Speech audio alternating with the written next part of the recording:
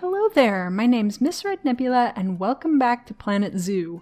In this video I'm going to be doing an enclosure for some timber wolves, which was one of the things that I really wanted to do before the beta was over.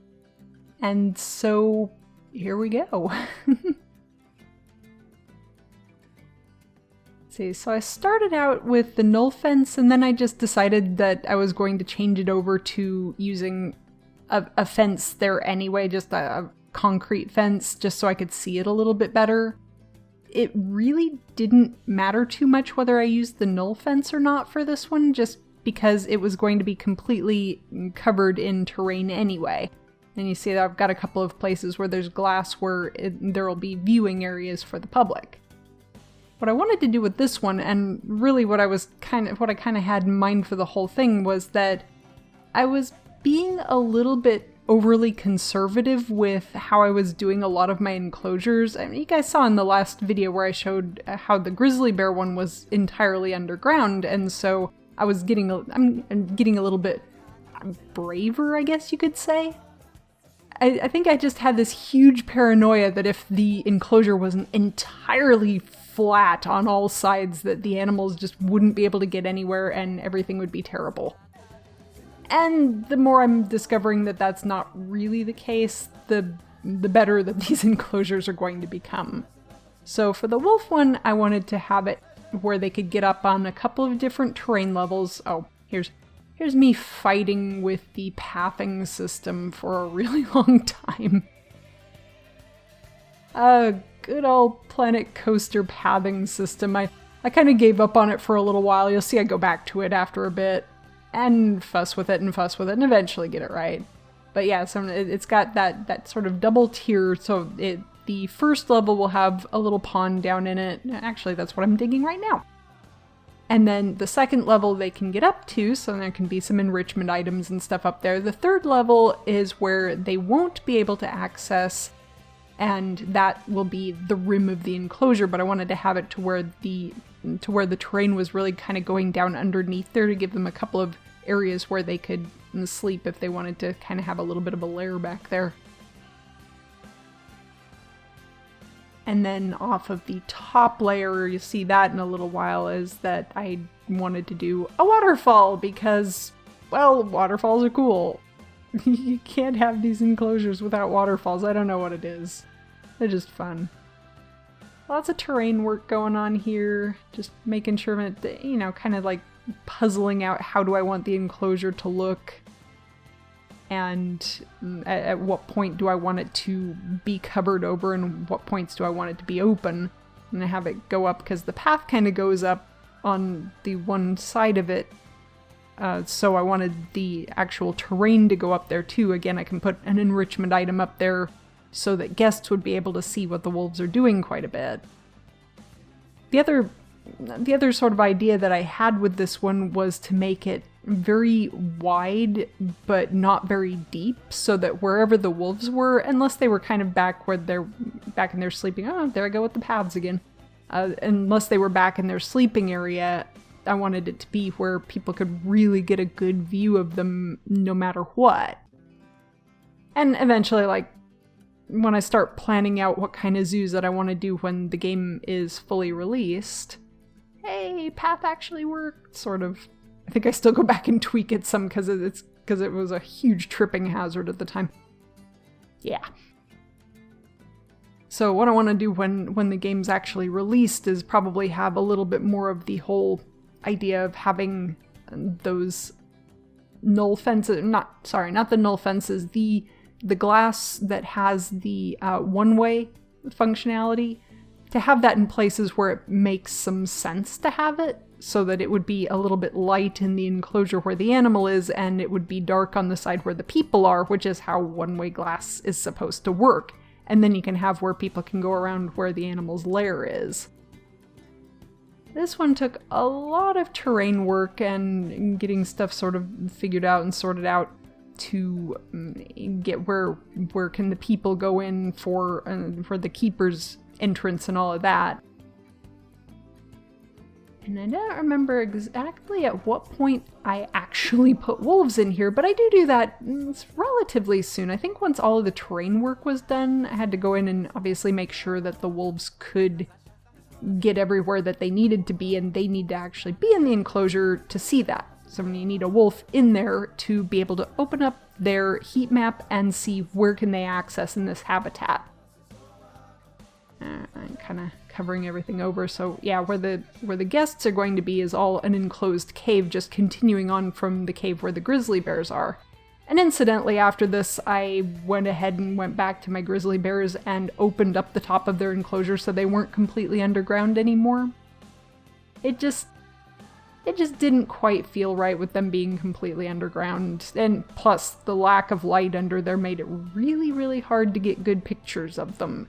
I really like those grizzly bears. They're beautiful, beautiful animals, the way they've done them in this, and the way that when you put the camera on them and you follow them around, how they almost just thump into the ground, and it almost makes the camera shake a little bit, it feels like. Maybe it's just the bear themselves, you know, when they take a step and just the layers of fat underneath their skin are kind of shivering when they move. It's just so cool. It gives them a real sense of weight, you know? But I love wolves, so it was one of those that I was gonna really have to have wolves in here before everything was finished off. Ah, okay, there we go.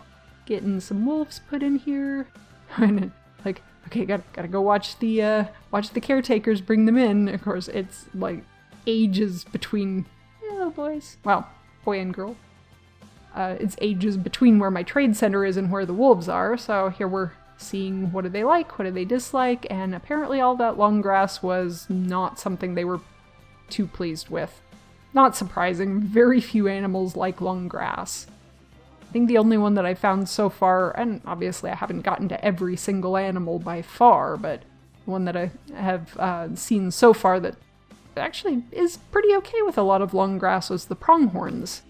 And I do a pronghorn exhibit that'll probably be the next video. I did a speed build on that one too, just because it's one of the very few animals that lives here in Arizona where I live.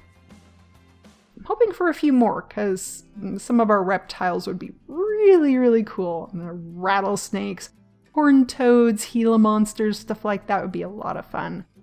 Here I was fussing around with trying to get all of the environmental stuff to work, and of course it doesn't cool down until you leave the game running, so I had it where the game wasn't running, my snow just wasn't sticking, so it's like, oh, okay, gotta let the game run a little bit, let the coolers do their job, and then it'll work.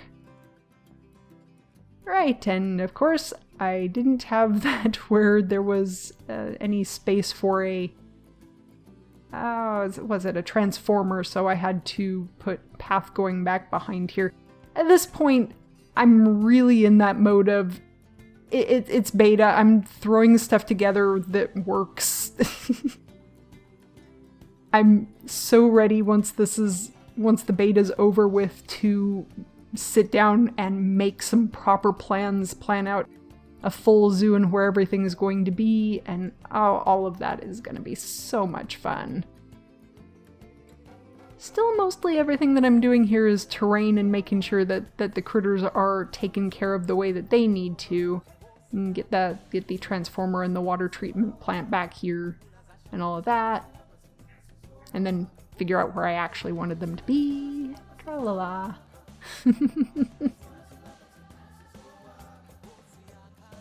That's good enough. People showing up and going, ooh, wolves! It's like, yes, wolves, but their enclosure isn't finished yet, so go away! Nah, don't go away, give me money. Donation boxes everywhere, you know, the usual. Oops, there's some rocks, and here for the next 45 minutes I get to play. Okay, it's not going to be that long. I'm going to be adding a lot of rocks to this one because I really wanted to do some cool terrain work. And the environment that we have, which I think is grassland in Asia, is the one that we've got available to us here in the beta.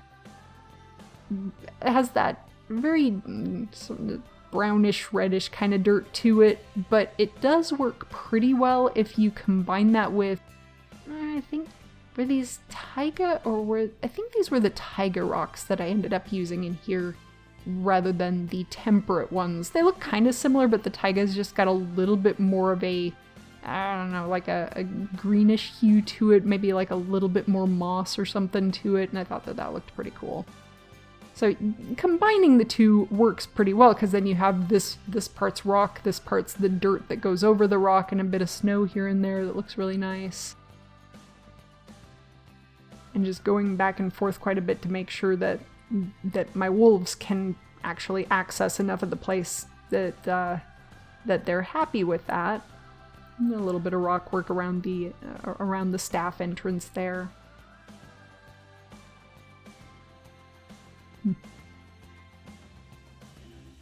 Like, it does help a lot if you're used to how Planet Coaster works. Otherwise, my best advice that I can give is really just learn the tools and practice with them if you're not used to how Planet Coaster works, because it really does help a lot once you get used to using the advanced move tool and everything, and obviously once the game is released and they've had some time to work out some of the kinks and bugs, because I did have an issue at one point in here where my advanced move tool stopped being an option. Like, I would press X and nothing was happening, so it didn't sort itself out until I got out of game and went back into it. So that was fun. Reported that bug. Gosh, I think Frontier's probably sick of me by now because I've reported something like, well over 20. I'm sure I'm not. I don't hold any records there or anything, but I do like to report me bugs. I've been in a couple betas before where, you know, like, I hate to say proper betas, but betas that you're not paying to be a part of. I don't mind that. Let me just make that perfectly clear, as I thought that was really cool that we got to have that early access to the beta in this. But I've been a part of ones before where there is an expectation that you are supposed to be reporting every bug that you find. Like in this case, I can understand why people just wouldn't bother reporting bugs because, well, you're not exactly being paid for your time to be in this. The only reason why I spent a lot of my time trying to find things and report bugs was simply that I want to make sure the game can be as good as it can possibly be when it's released.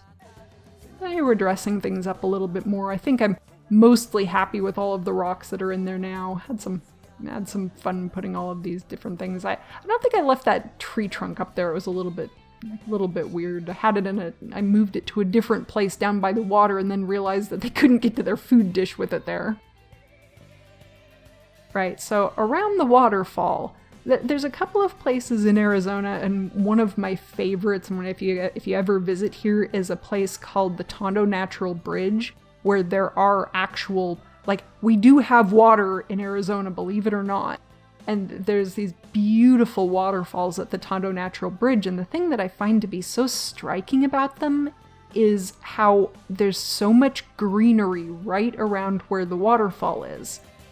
So as like lots of moss on the rocks, lots of just plants that start just hanging down almost like ivy and stuff. It's not ivy, I'm not actually sure what it is here, but it just looks really cool, so I wanted to play with some of those mossy rocks around that and make it look kind of neat. Yeah, I moved that little tree stump down by the water, but it had a radius around it where the wolves couldn't pass by it, and they weren't getting to their food dish, so out it went. That's fine. I'm getting pretty close to the end here now. I just keep adding foliage, and this thing where you kind of put the foliage around the rocks and then sink the foliage down into the ground a little bit makes it look so neat, and it really does give it this very nice natural feel. Don't think the wolves care a jot about that, but that's okay. I care. The guests presumably care to some degree. With some nice greenery up in a few more places, just so it looks like there's very lush, lots of stuff going on here. It gives the wolves lots of area that they can run around in and have a grand old time.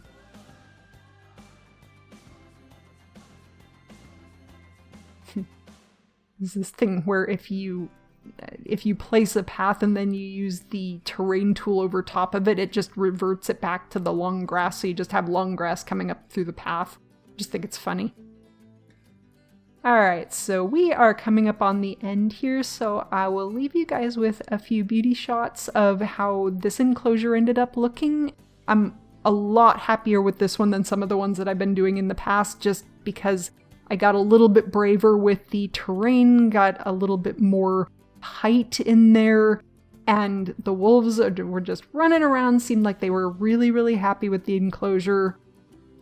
So yeah, hope you guys enjoyed this one. Feel free to like or comment, and if you want random updates from my little world of art and gaming, subscribe. If you enjoy what I do and are interested in supporting the channel, check out my Patreon. A big thank you to my current patrons. That's all for now. Bye!